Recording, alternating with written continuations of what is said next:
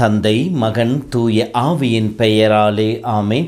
மூவொரு கடவுளுடைய அருளும் ஆசீரும் பாதுகாப்பும் வழி நடத்துதலும் உங்களோடு இருப்பதாக. புதுக்காலம் 25வது வாரம் புதன்கிழமை. இயேசுவில் என் அன்பு சொந்தங்களே, ஆசீர்வதிக்கின்ற கடவுள், அருள் பொழிகின்ற கடவுள் உங்களை நிறைவாய் ஆசீர்வதித்து உங்களை தன் அருள் நிலைத்திருக்கச் செய்தருள்வாராக. புனித சூசையப்பனுடைய வல்லமைக்க ஜெபத்தின் வழியாக நீங்கள் உங்கள் குடும்பமும் ஆசீர்வதிக்கப்பட்டதாய் மாறுவீர்களாக. இறைக்கரம் உங்களோடு இருக்க உங்களை வாழ்த்துகிறேன், உங்களுக்காக ஜெபிக்கின்றேன். இந்த நாளிலே பிறந்த நாளையோ திருமண நாளையோ நினைவு கூறுகின்ற ஒவ்வொருவருக்கும் இயேசுவின் இனிய நாமத்தில் அன்பான வாழ்த்துக்களை உரித்தாக்கிக் கொள்ளுகின்றோம். அன்பு சொந்தங்களே,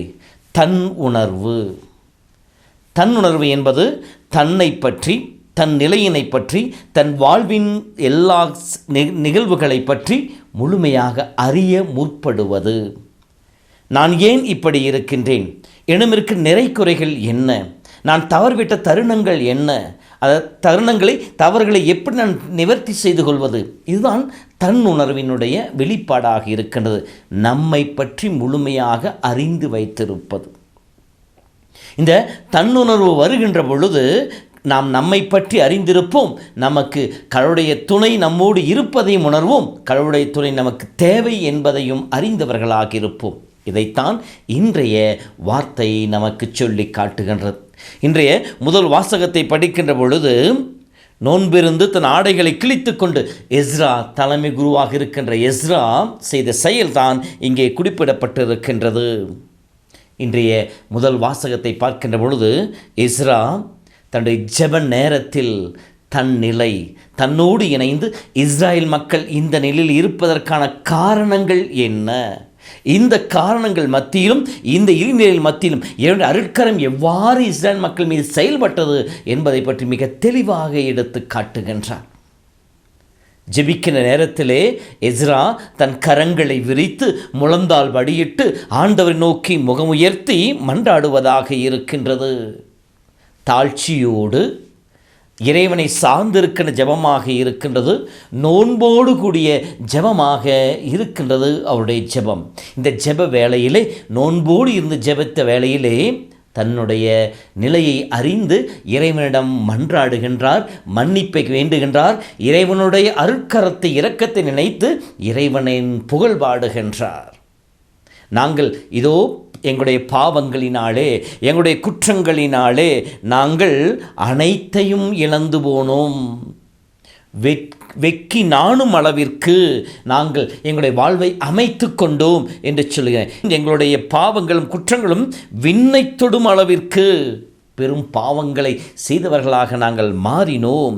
எங்கள் பாவங்களால் எங்கள் குருக்கள், அரசர்கள் அவர்களுடைய பாவங்களினாலே நாங்கள் வேற்று நாட்டிடம் அடிமைகளாக விற்கப்பட்டோம், அடிமைகளாக வாழ்ந்தோம், கொள்ளையடிக்கப்பட்டோம், எல்லா நோய்களுக்கும் ஆளாக்கப்பட்டோம், வெட்கப்பட்டு வெட்கக்கேடுறும் அளவிற்கு நாங்கள் ஒப்புவிக்கப்பட்டோம் என்று சொல்லி தன்னிலை உணர்ந்து, இதோ எங்கள் குற்றங்களே காரணம், எங்கள் பாவங்களே நாங்கள் உம்முடைய அருளை இழப்பதற்கு காரணம் என்று சொல்லி ஆண்டவரை நோக்கி மன்றாடுவதாக இருக்கின்றது.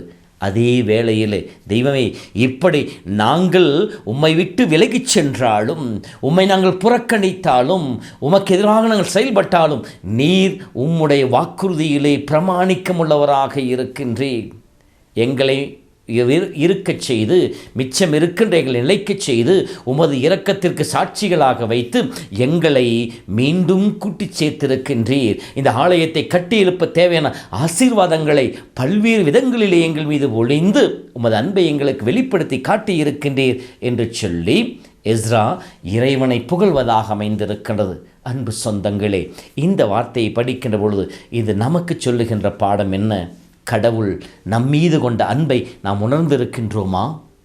கடவுளை நாம் புறக்கணித்ததினாலே அவர் படுகின்ற வேதனைகளை நாம் அறிந்திருக்கின்றோமா?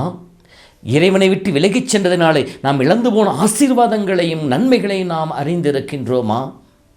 அதோடு கூட இந்த நிலையிலும் கூட நாம் நம் நிலை ஏற்றுக்கொள்கின்ற பொழுது, நம் பாவங்களுக்காக மனம் வருந்துகின்ற பொழுது, இதோ இரக்கத்தினானவர் நம் அருகிலே இருக்கின்றார். நம் பாவங்களை பொறுத்து நம்மை தண்டிக்காமல் அவருடைய இரக்கத்தினாலே நம்மை மீண்டும் எழுந்து நிற்க செய்பவராக, நம்மை கூட்டி சேர்ப்பவராக, நம்மை அரவணைப்பவராக, நம்மை அன்பு செய்பவராக, நம் தேவைகளை துணை புரிபவராக, நம்முடைய நோய் நொடிகளை குணப்படுத்துபவராக, நம்மை அடிமைத்தனத்திலிருந்து எல்லா கட்டுகளும் நமக்கு விடுதலை கொடுப்பவராக இயேசு நம் அருகிலே இருக்கின்றார் என்பதை உணர்ந்து அவரை போல்கின்ற பிள்ளைகளாக இருக்கின்றோமா? சிந்தித்து பார்ப்போம். அன்பார்ந்தவர்களே, இந்த நாளிலே நாம் தவறிய நேரங்களுக்காக மன்னிப்பை கேட்போம். தொடர்ந்து இறைவனை நோக்கி பார்க்கின்ற பிள்ளைகளாக இருப்போம். இறைவனை சார்ந்து புது வாழ்வை பெற்றுக்கொண்டு இறைப்புகழ் பாடி இறைவனை மகிமைப்படுத்துவோம். இறைவன் அருட்கரம் தாமே என்றும் நம்மோடு இருந்து நம்மை வழி நடத்துவதாக.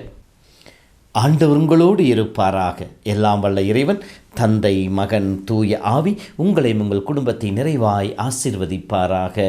ஆமேன்.